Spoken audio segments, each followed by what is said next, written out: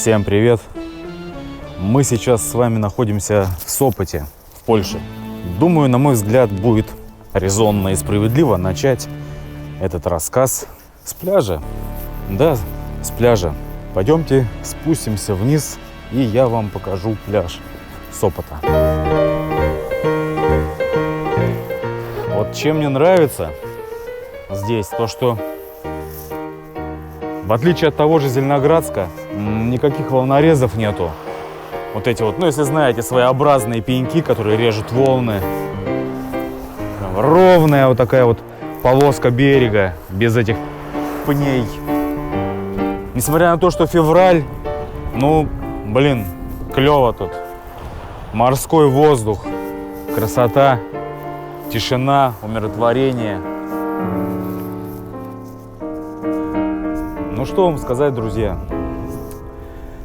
Битый час с лишним я уже гуляю по этому пляжу. Съел 2 бутерброда, шоколадку, выпил бутылку сока. Ну а что вы хотели? На свежем воздухе располагает. Знаете, как еще располагает? Ходить, бродить в таком месте как бы довольно-таки скучно, если ты в душе не писатель, поэт, сценарист. Здесь это место, знаете ли, располагает на мысли какие-то. Если в старости где-то и жить, то жить вот именно в таком месте. Гулять со своей второй половинкой, с внуками, смотреть на море, сочинять какие-нибудь пошлые, глупые стишки. Ну, например, моей натуре это было бы сейчас скучно. Здесь вот так вот бродить в одиночку, слушать крики вон того идиота альбатроса. Это не чайка, альбатрос. Альбатрос крупнее намного. А знаете, возвращаемся-ка мы в Гданьск. Мы не все там исследовали.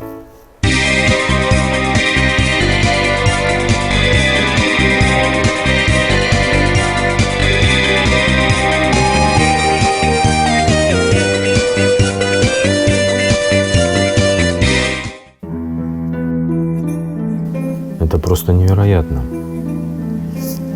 Сейчас мы находимся в номере, и я нашел очень интересную информацию в интернете, что недалеко, в принципе, недалеко от нас есть в Гданьске проклятый дом, так называемый дом семейства Ферберов. Местные жители его стараются избегать в ночное время суток, потому что когда-то там жил один из представителей семейства Ферберов, пригласивший чернокнижника из самых темных глубин Европы для вызова своей мертвой жены. Да так они разошлись в своих игрищах адских, что вызвали даже Адама и Еву.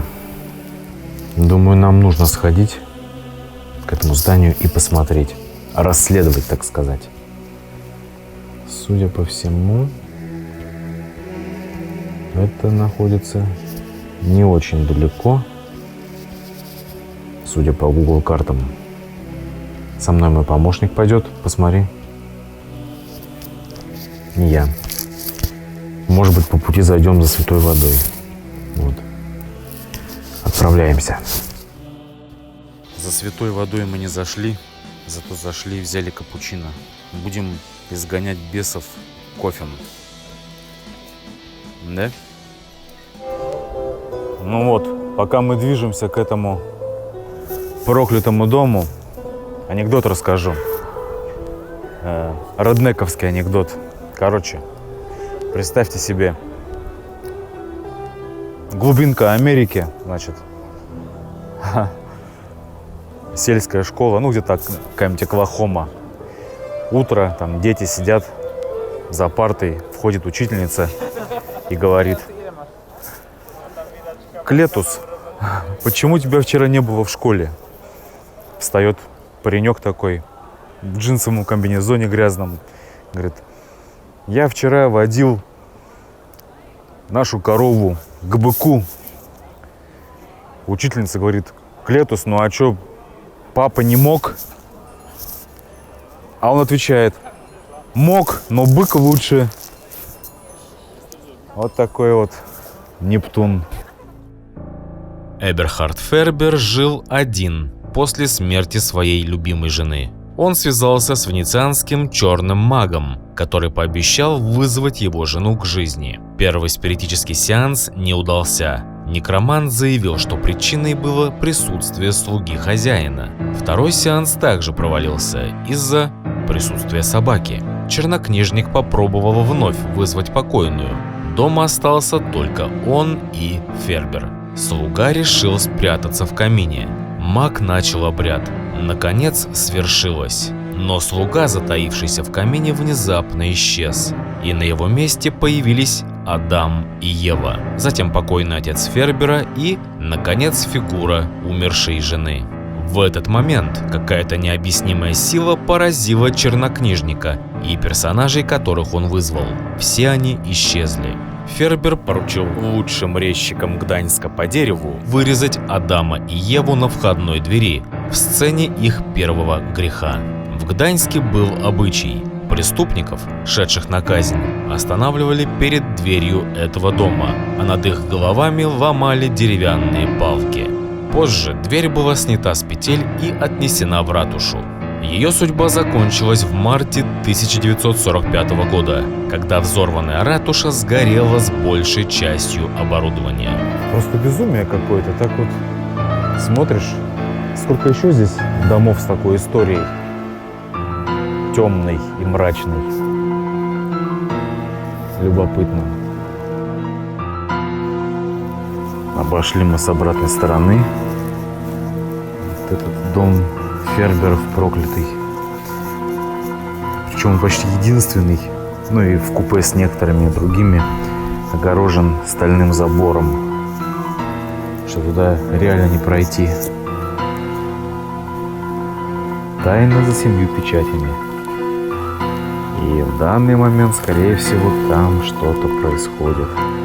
Но мы, наверное, не узнаем никогда, что там происходит. Ну, потому что это тайна за 7 печатями. И не зря отгородили ее металлическим забором. В общем, как-то так. Домик продолжает хранить тайны. И в некоторых окнах горит свет, где, возможно, в данный момент рисуют пентаграммы на полу люди в серых балахонах. Да. Ну а мы двигаемся дальше. Туда, где религия не помешала одному человеку делать темные богомерзкие дела.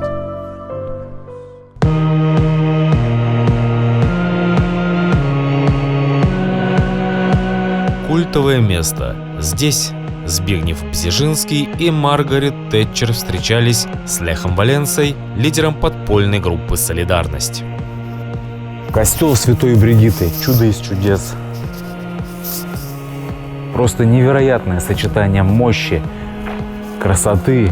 Но как бы великолепен не был этот костел, он всегда будет связан с именем ксенза Генриха Янковского. И вот почему. Генрих Янковский, возродивший костел Бригитты, герой солидарности. Также он являлся духовником Леха Валенсы. Дом священника стал одной из штаб-квартир оппозиции. Активисты и их семьи могли там найти материальную и правовую помощь. После освобождения из-под ареста там какое-то время жил Лех Валенса. Здесь он встречался с разными важными людьми, с заграничной прессой. Заслуги священника перед солидарностью нельзя просто так перечеркнуть. Но у этого человека была вторая, темная натура, которая никак не вязалась с его саном священнослужителя. Вот, именно здесь еще совсем недавно стоял памятник ксензу Генрику Янковскому, который скончался в 2010 году. Здесь был его памятник. Но власти решили убрать его подальше от греха, как говорится. А перед этим была очень темная история с активистами, которые уронили этот памятник в сунули в руку памятнику детскую одежду нижнюю. В общем, ксенза обвинили в педофилии. И это очень-очень темная и мрачная история, которую Ватикан, конечно же, не хочет втаскивать наружу. В дождливую ночь ветер донесет до вас обрывки колокольного звона и крики внутренних демонов прилата Хенрика Янковского.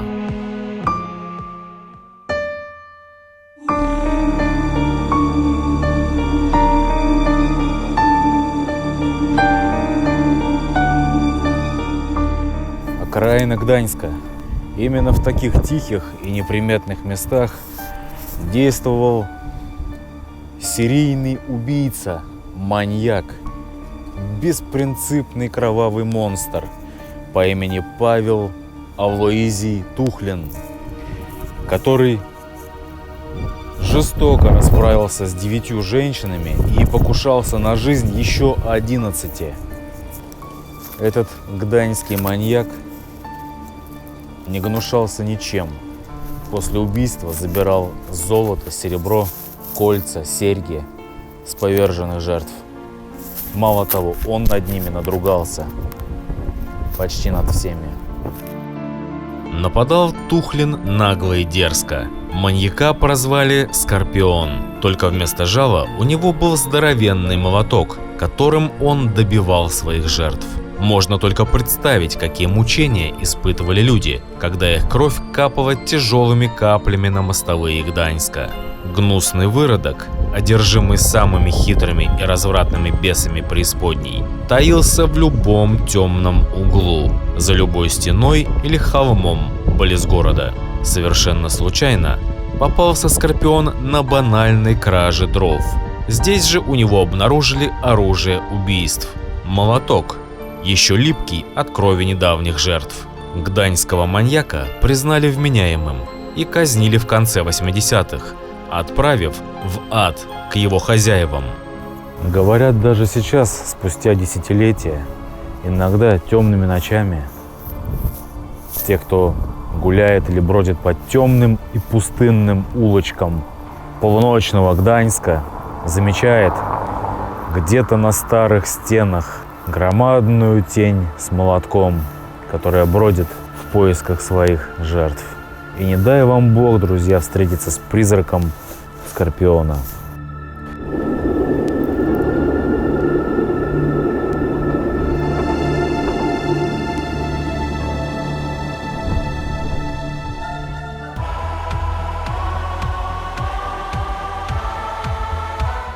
Есть еще очень одно тут таинственное место, которое можно посетить. Это вот дом с призраками, бывшая масонская ложа. Думаю, это стоит посетить. Тут даже есть практически точный адрес. Можно будет поискать.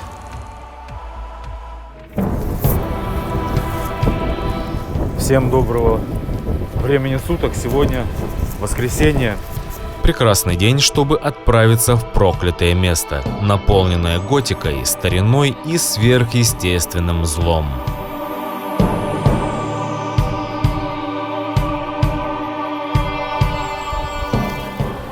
Во всех известных интернет-форумах указывается вот этот адрес. Субботки 20. Но это костел. Что за тонкий намек? Набрать святой водички, что ли? Придется маленько полазить и поискать. Конец, то бишь тупик. Вот так вот. Бывшая штаб-квартира гданьского телевидения на улице Субботки заброшена почти 20 лет назад. Это место с интересной и загадочной историей. Холм на улице Субботка раньше называли Дьявольским, потому что, как гласят городские легенды, много веков назад это место было шабашем ведьм. совершающих таинственные и кровавые ритуалы. Холм был проклят, и на нем часто видят много огней и призраков. Вилла в стиле неоренессанс расположена на холме Цинглера. Ее построили примерно в 1907-1910 годах. В архивах раскопали, что первым владельцем был гданьский отоларинголог Михаил Литевский. Слухи о том, что это было местом встречи масонов Гданьска, зиждятся на том, что в 20-30-х годах соседний ресторан принадлежал масонским ложам, и очаровательный особняк просто пленил их таинственностью и быстро стал резиденцией, где они совершали обряды, предавались оргиям и вели свои дела на благо организации под тайному управлению миром. Находясь там, я почувствовал, что с холмов, кроме 2 пар глаз охраны, на меня смотрит нечто, чего я никогда не пойму и вряд ли захочу встретиться с этим лицом к лицу. И это не шутка. Побывав там, вы тоже это ощутите. В данный момент особняк очень сильно обветшал. Он огорожен. На его территории стоит будка охранника с собакой. Поэтому, если соберетесь исследовать, будьте тише и двигайтесь под покровом ночи. Но имейте в виду, вы можете провалиться прямиком в ад, или вас там схватят местные сатанисты и поспешат принести тут же в жертву. Я вас предупредил. По пути с этой ведьминой горы мы решили зайти в костел. Поскольку мы католики, скоро начнется служба. И есть смысл остаться на службу. Тем более она будет буквально минут через 30. Я не посмотрел, как называется этот костел. Ну, он здесь теплый, чудесный.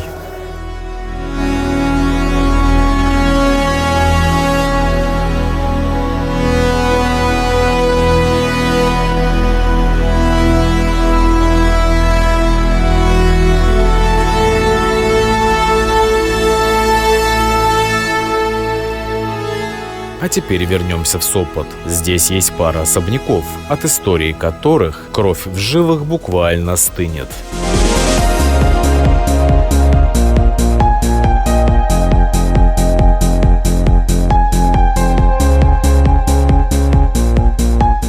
Яркое солнышко, и мы с вами в Сопоте. Идем, чтобы увидеть, узреть.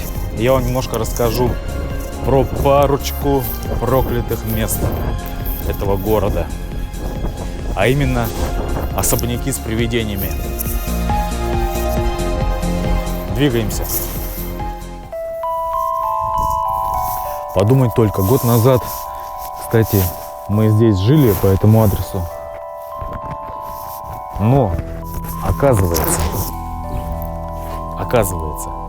прямо напротив этого дома стоит вот этот особняк.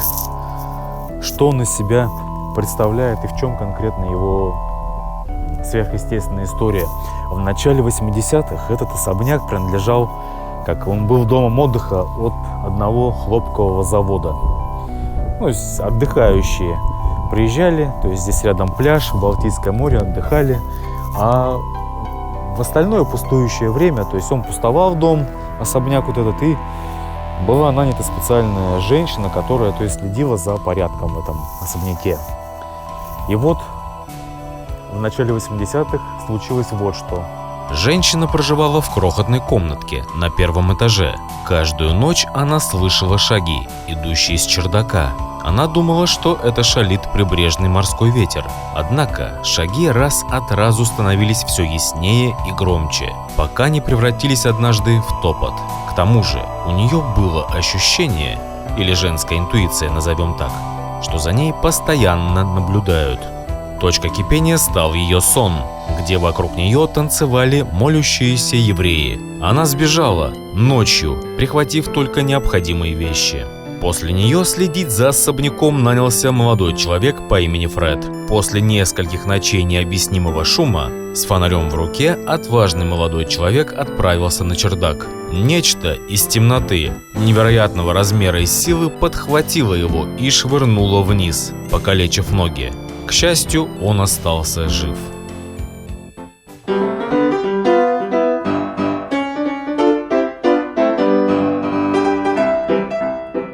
Да уж, полтергейст бывшего дома отдыха хлопкового завода был жесток и силен. Сила скинула здорового молодого мужика с чердака вниз. Ну, по крайней мере, он остался жив и поведал эту историю. Скажу вам, в Сопоте есть более злое место, можно сказать, злой дом. Изначально жизни там лишились 11 человек. Вздумайтесь, 11 человек и их собака. И в дальнейшем этот домик нагнал жути на тех, кто там старался пожить. И сейчас мы с вами туда и отправимся. Ну вот мы и подошли с вами к вилле, вот к этой, которая находится в Сопоте. То есть вилла имеет очень мрачную, темную историю, которая случилась где-то под конец войны. В этом особняке жила семья одного немецкого деятеля. Когда Красная Армия уже подступала, была на подступах к Сопоту, двигались прямым ходом к Берлину.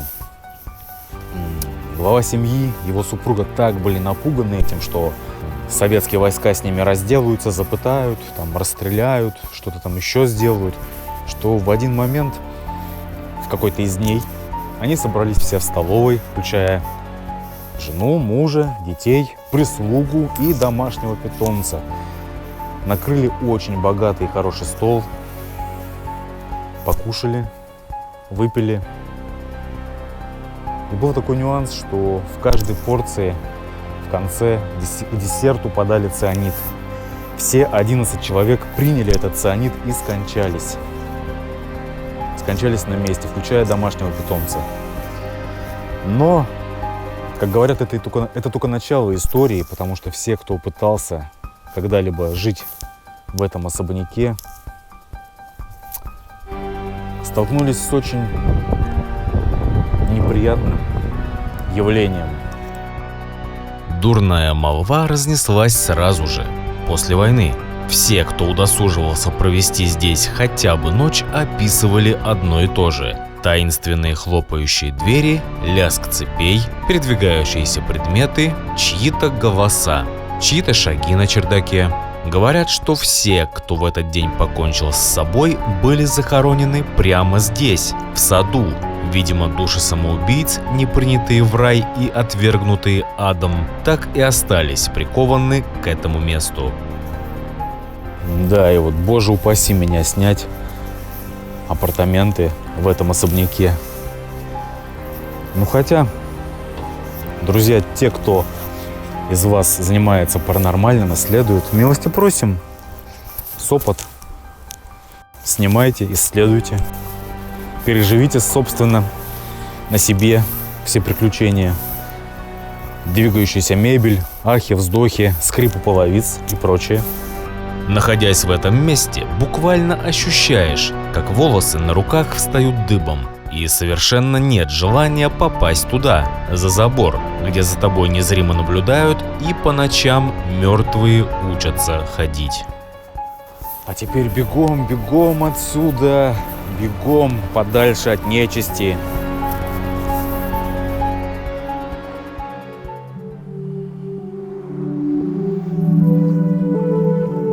Всем доброго вечера. Будет знаково, если наш очередной польский дневник мы закончим здесь, вновь на берегу Балтики, в Сопоте, откуда видео и началось. В Польше действительно, а конкретно Гданьск, Сопот, там есть чем заняться. Неимоверное количество раз, неимоверное количество мест, которые можно посетить и скрасить свой досуг по приезду сюда. Поэтому открывайте Польшу, Гданьск, Сопот вновь и вновь. Приезжайте на берег с семьей и побродите так же, как и мы, по берегу.